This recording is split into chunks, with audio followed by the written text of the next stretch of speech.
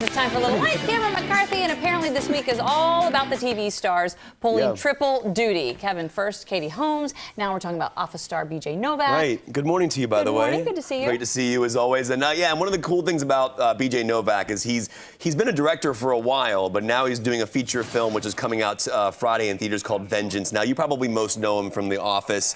He directed episodes of The Office. He wrote episodes of The Office. He was a big part of The Office. And obviously over the years he's worked with some great directors, from Quentin Tarantino on Inglourious Bastards, and now he's making his own film, writing, directing, and starring in it. And it's kind of an interesting concept. Basically, it starts off and we learn that his character gets news that a girl that he was kind of seeing on the side ended up dying, and her family calls him from West Texas and says, hey, we need you to come to the funeral. We know you guys were close, and they weren't close.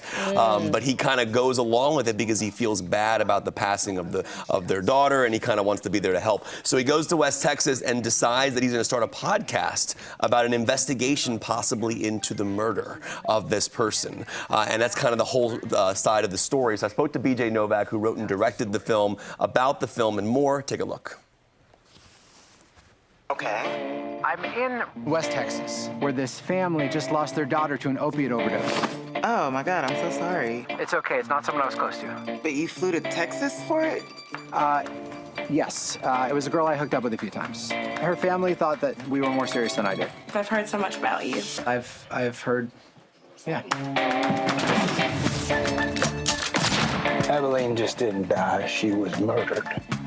What? The actual recordings of the podcast, did you actually record them? Would you be able to actually release a podcast that you created in the film? That's a great question. It's on some prop iPhone somewhere, I'm sure. And I bet somebody erased it, but we did get some great improvs because I had such great improvisers in the movie, whether it's Issa Rae or Ashton Kutcher or John Mayer, shockingly enough, is a hilarious actor. So yeah, I'd love to find those tapes somewhere. The two of us are going to avenge her death. So as like a personal boundary, I don't avenge deaths. But here's what I can do. I'm gonna record everything that you think happened to Abilene, and we'll put it on a podcast, and we'll see where it leads. What evidence does he have that it was a murder? Nothing. And that's the story. You know, I want to bring up Phineas because the score is absolutely incredible. And I've obviously been, I think what he's done with Billie Eilish and that music they've created together on Even Happier Than Ever, that Robert Rodriguez thing they did together at Hollywood Bowl was so incredible. But I wanted to ask you about choosing Phineas, because it was a brilliant score. It's a brilliant piece of music. It's a character itself in the film. But he writes for music and radio and things like that. And I found it really interesting how he worked in the composition of the film world. Well, he's a brilliant composer, and this is his first score. Even though he actually won an Oscar already for Best Original Song. Right. So it's weird to be working with both an Oscar winner and a first-timer at the same time. Yeah. But that was a real honor because Phineas, he does compose songs. And so I wanted the movie to get kind of a score that got stuck in your head a little bit. And also, this movie is such an original blend of tones that you couldn't really use generic score because it would push the movie into, it's not quite a comedy, it's not quite a mystery, it's not quite a drama, it's all of these things. So Phineas is just so original and fresh and fun that I knew I needed someone like that to elevate the movie.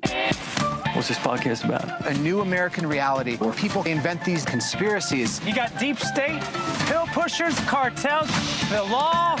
Because the truth is too hard to accept. My Prius exploded. Oh my God. What if you were driving a real car with gas and stuff? I know you've directed in the past with The Office and things like that. And I find it interesting because as an actor, when you're directing yourself, I would imagine you find things about your own acting that maybe you didn't know prior because you're so laser focused on the product and the story and the storytelling. What's something about your own acting that you didn't know that you kind of found out through the process of directing that kind of has changed the way you perform?